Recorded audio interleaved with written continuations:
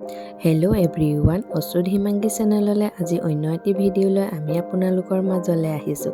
আজি মই বনাইছোঁ ইভিনিং স্নেক্স ৰেচিপি এটা।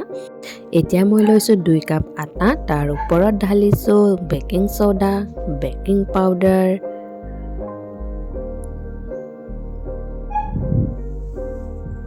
আৰু এয়া হৈছে ক'লা জালুকৰ গুড়ি। এতিয়া ধুনীয়াকৈ সানি ল'ম। তাৰ পিছত ঢালি দিম মই পিঁয়াজ, গ্ৰীণ মটৰ, গাজৰ, ধনিয়া পাত আৰু জলকীয়া। এইখিনি ধুনীয়াকৈ প্ৰথমে শুকানে সানি ল'ম। গোটেইখিনি মিক্স কৰি দিম ধুনীয়াকৈ। তাৰপিছত দি দিছোঁ সোৱাদৰ ৰজা নিমখ।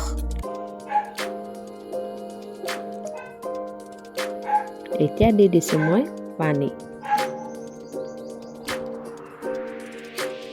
এতিয়া আকৌ মিক্স কৰি ল'ম।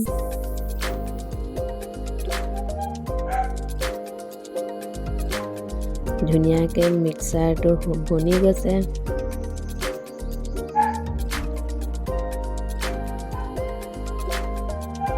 ধুনীয়াকৈ বনাই লৈছোঁ মই।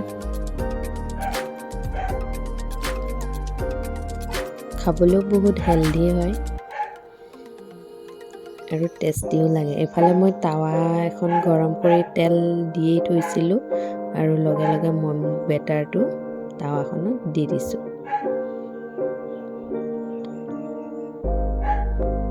এতিয়া কিছু দেৰি সময় মই ৰাখি দিম এইখন সিজিবলৈ।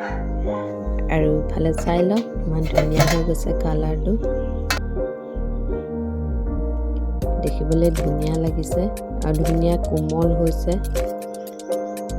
আৰু আজি আমাৰ ইভিনিং স্নেক্স ৰেডি।